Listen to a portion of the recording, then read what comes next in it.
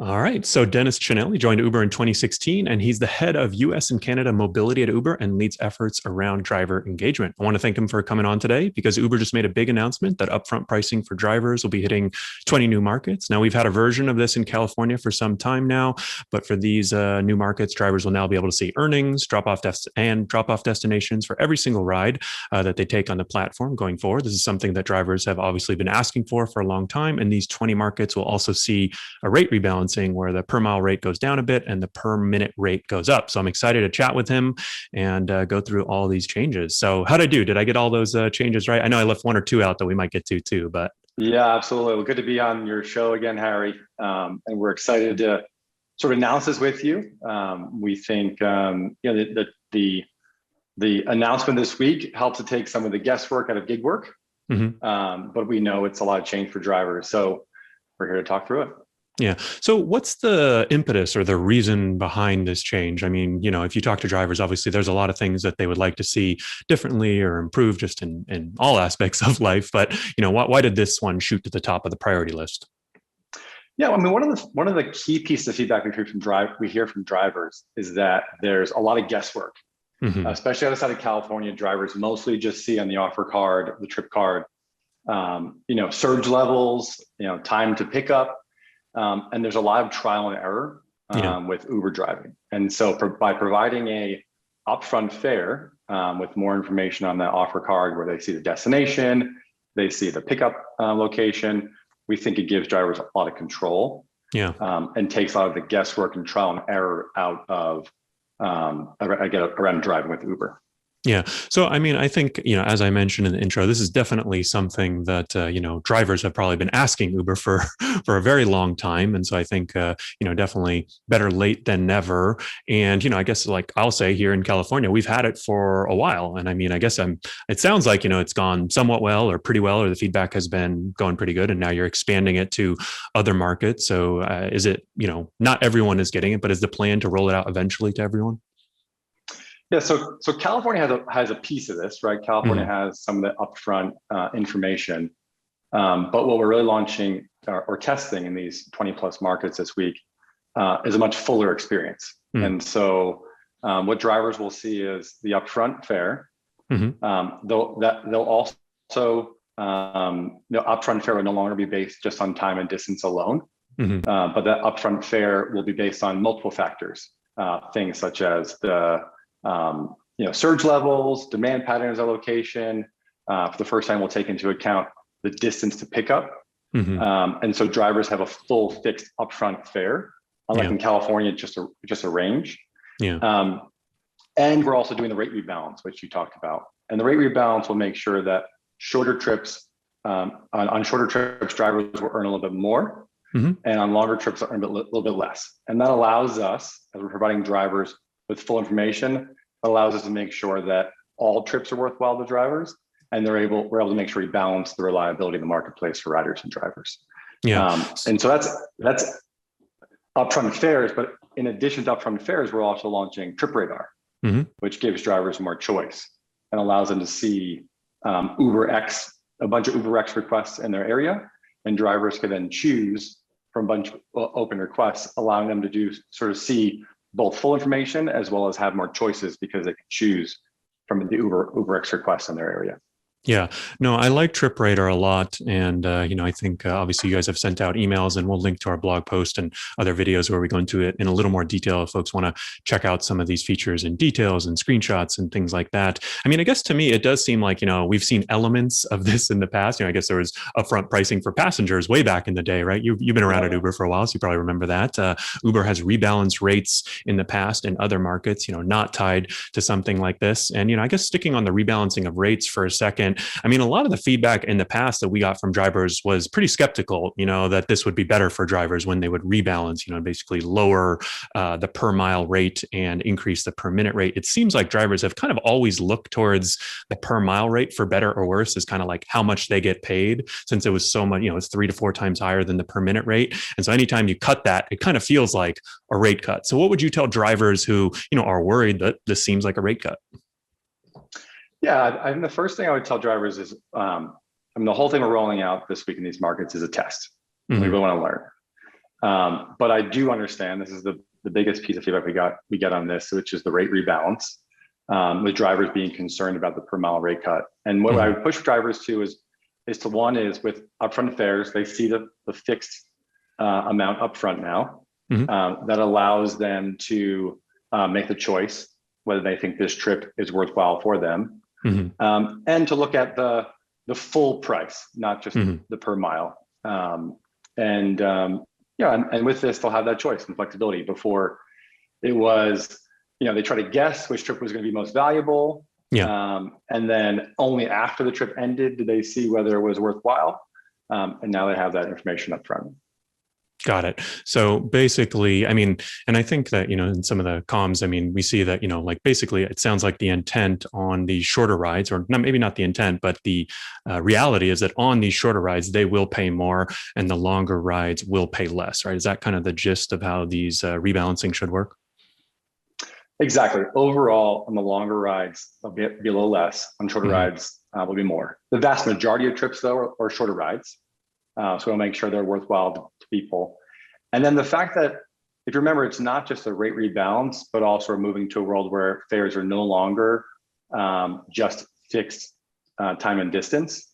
And so it allows us to do a couple things. One of the things that I'm excited for, it allows us to fix some of the earnings defects that drivers had previously. So for example, one of the pain points that drivers talk about a lot is a really long time to pick up and then a short trip. What I call an upside down trip. And what we found in the markets where we've rolled this out already is that those types of trips, those upside down trips, our drivers are earning about 22% more than they were under the fixed time and distance scheme. And then overall, what we found when we made these changes is, while we've only launched this in 5 markets so far, we haven't seen earnings, we haven't seen these features impact earnings. Meaning drivers under these new features aren't seeing changes on average in their earnings. Obviously drivers have different strategies, there's seasonal impacts, but overall we're not seeing these features result in a change for earnings. Yeah, that's interesting. First of all, it's interesting because to hear, like internally, it sounds like Uber calls those upside down trips. I've never actually heard that term. I've heard drivers refer to them as other names, not necessarily in a bad way, but it's just interesting to hear the nomenclature that's used. But that's definitely a situation, like you said, that, drivers are obviously not big fans of. I know that you've tested the, sort of long trip pickup, fee, where after a certain threshold, drivers start getting paid a small fee for those rides. But I guess it sounds like this is, I like the way it's trending, and that, for all of those trips in the past where you weren't really getting rewarded for the amount of work, right? Like a short minimum fare, for example, or a long ETA, pickup, and then for a short fare, which is kind of like the worst of both worlds. It sounds like Uber is trying to reward drivers for that. I guess my question would be like around the transparency of it all, because right now it's sort of Uber saying, trust us, right? That this is going to be better, or that this is more fair. Have you thought about any ways to sort of, like make guarantees, financially,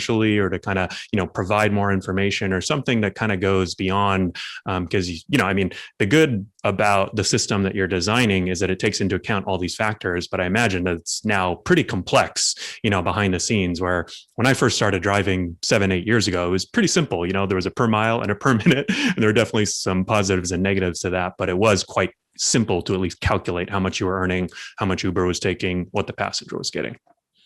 Yeah, our overall goal is for earnings to stay consistent. Last time you and I spoke, one of the things that I've been focused on is just making sure we have, recognizing that substance matters for drivers, earnings matters for drivers. And so, our overall goal for these features, and we are testing, this is just a test, is to make sure that earnings stay consistent. But one of the things we do realize is like change is tough, right? Like this will take drivers getting used to the new features. And so as part of this, we will be able to, we are rolling out a new incentive for the next 3 weeks in the cities where we're rolling out these changes. And so for drivers who do 100 trips, when drivers do 50 trips over, if drivers do 50 trips over the next 3 weeks, they get an extra $100. Yeah. Okay. So that would sort of be on top. I mean, I guess I kind of like that idea because I mean, really, really what my whole business is kind of predicated on is finding, these areas where drivers can excel, right? Or be better than other drivers. I mean, avoiding short trips. I literally have a whole section on my course for drivers about how to avoid minimum fare trips and avoid those types of rides because they can be detrimental to your income. And in this new system where those short trips pay more, or if you're, on a quest type bonus, that's a trip based bonus, you actually want, some of those trips. So, I mean, it's not that it would across the board hurt drivers, but I mean, it does require some drivers, to change their strategy, right? And I guess you would say like the drivers who have been more savvy in the past, are sort of, I don't know, would you say they're hurt more or they're going to have to do more work to figure out this new system versus someone who is kind of just taking every trip? Now they're kind of benefited more. Like, I guess, who do you think kind of like wins and who loses with a change like this? I think most drivers end up winning. Because most drivers can use this new information and have been both the full price as well as the pickup and drop off to their advantage.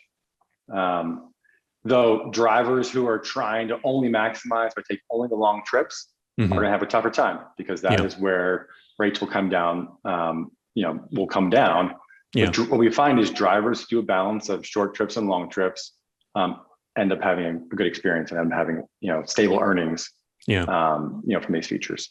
Yeah. And I mean, I guess that's sort of one of the key differences between the system that rolled out in California and that's coming into these markets is that, when it rolled out in California, there was really no rate rebalancing. And so, unfortunately, I think like a small number of drivers did kind of take advantage of that system and really cherry picked the best ride. So I actually kind of understand the need to have some guardrails in place because I always say like a few bad apples can kind of ruin it for everyone else. What is the reason behind sort of the different approach here in these markets versus I believe in California you have to accept 5 or 7 of the last 10 requests you got in order to see this upfront information? Does that sound right? Yeah, I mean, overall this is a test, right? So we're going to monitor how it works. I'm actually in Austin next week doing a driver roundtable with drivers who will be experiencing this for the first time.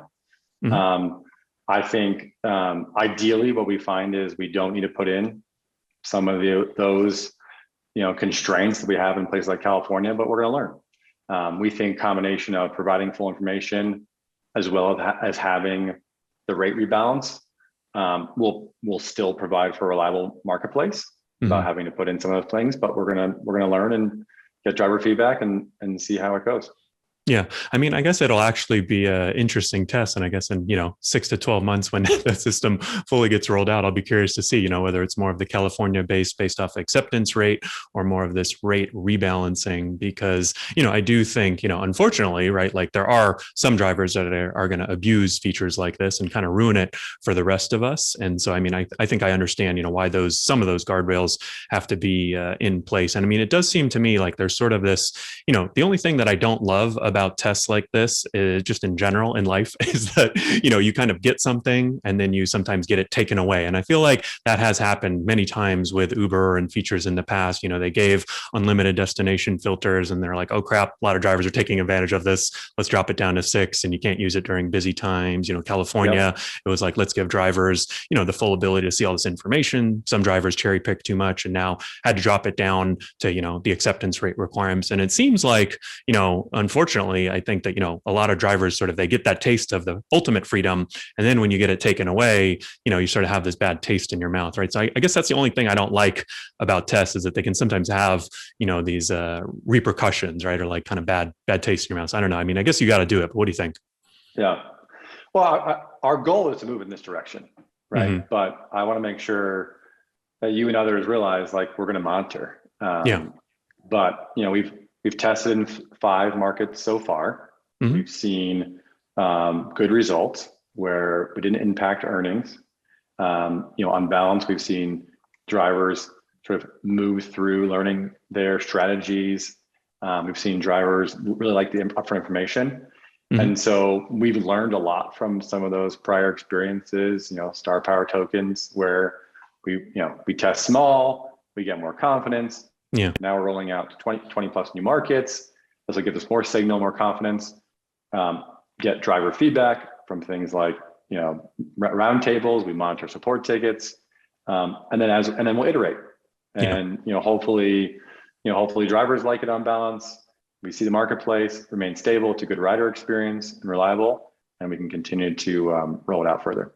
Yeah. So one thing that I think kind of this made me think of is that, we've been hearing from a number of drivers around gas prices, and obviously, with rates, when rates are typically fixed in somewhat, of a fashion, but gas goes up and down, and, gas, I think, has sort of been steadily or, rapidly on the rise in a lot of places. And I feel like a lot of the feedback we've heard, around drivers from things like, the complaints, basically around gas is like, I'm curious how that, might fit into a project or, sort of a rebalancing like this, because right now, it seems like Uber doesn't really take into account, changes on the expense side of things, and gas is probably the number one expense for a driver and something that they see every single week. So I'm curious if you've given any thought to that and how that might, play into a feature like this. Like I'm assuming, or for example, right, if Uber raised the minimum trip fare to something higher, kind of like what's happening here, but even keeping that upside on some of the longer rides, because drivers do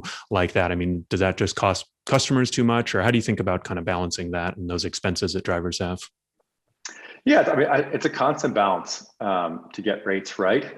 I think the fact that we now are moving to a situation where we have the tools to show one fixed upfront fare will allow us to further balance the marketplace. And so, what we find is we do monitor sort of driver earnings levels in that market. We want to make sure they're competitive with what drivers are seeing, and so that is an input. But also at the same time, making sure drivers are getting a lot of trips from riders, and there's that constant balance. And so while gas is not a key input, gas prices are not a key input into this, I think what you'll find is the signal we'll see from drivers if these trips are not attractive, then we'll have to adjust, and that will be the market signal to us that these trips aren't worthwhile. And the goal of the rate rebalance is to sort of find that that happy medium point where on average all trips are worthwhile for drivers. Yeah. No, I mean, I think that definitely makes sense. And I kind of wanted to end here on, one of the positive features that I really liked is the trip radar. You sort of mentioned it briefly, but I mean, it sounds like it basically will show you what trips are available around when you don't have a passenger in the car. I mean, I guess that's sort of, tied into that sort of feeling of choice. And, I would just love to know if you have any quick comments on that, and also really what we should expect from Uber for the rest of the year. If there's anything that we could look forward to, maybe not specific features or products, but general themes or what you're, looking towards or working on that drivers can hope to see in the future. Yeah, sounds good. So Trip Radar is, I think it's fun. I think what I've learned as I've gotten closer to drivers is obviously the earnings per trip is very important, right? How much I might, but it's not the only factor. Sometimes drivers want to go a certain direction. Sometimes they only want to stay in a certain area. And so Trip Radar gives drivers that choice. They can sort of see the pop-up menu when they're stopped or when they're traveling at low speeds. They can select the trips that are worthwhile to them. If they're the only driver that selects that trip, they'll be matched to that trip. But if multiple drivers select, then the system will match the driver who is closest. So they minimize sort of rider and driver wait time. So I think it's a good feature. And I think what drivers should expect from us, specifically on Trip Radar, is we're going to continue to evolve that, right? This is sort of a start of a new surface to give drivers more choice. Yeah. And so you can imagine that we have people just thinking about how we continue to evolve that in the various places that drivers are located. And more broadly, I think, go ahead. No, I was just saying, I think Trip Radar is actually a cool example of a feature that I really like. Like, I never even really thought about that one. And so when it popped up, I was like, oh, I didn't even think that was doable or possible. So I imagine, there could be a lot of similar opportunities like that, where it maybe doesn't cost a whole lot on Uber's side, but, sort of gives a high perception of value, or gives them more choice, gives them more freedom, or, gives them more earnings, maybe in some cases. Yeah, exactly. We've launched Trip Radar in a couple of places like airports, where you really get a mix of drivers wanting different types of trips, short trips, going different directions. And so now you just see that citywide. Cool. And I'm excited for the evolution there. I think that more broadly, some of the things that you and I talked about previously, We continue to spend a lot of time investing in the overall driver experience, squashing bugs in the app, and then how do we sort of make Uber the platform of choice for gig workers across both driving as well as delivering. And so you should see earnings opportunities on the platform expand. And then one of the things that I'm working on is the feedback I think that you even brought up, which is like, I'm a long time tenured Uber driver, right? How does Uber get better for me? Yeah. And so, stay tuned for things that we're trying to work on to help, tenured drivers feel like they're valued on the Uber platform. Cool. All right. Well, we really appreciate you coming on, and we're excited to see what comes next. Thank you very much, Dennis. And for those who want to learn a little more, we'll have a more detailed video and blog post with explanation of all these features and links, images, all that good stuff. Thank you. Sounds good. Thanks for having me.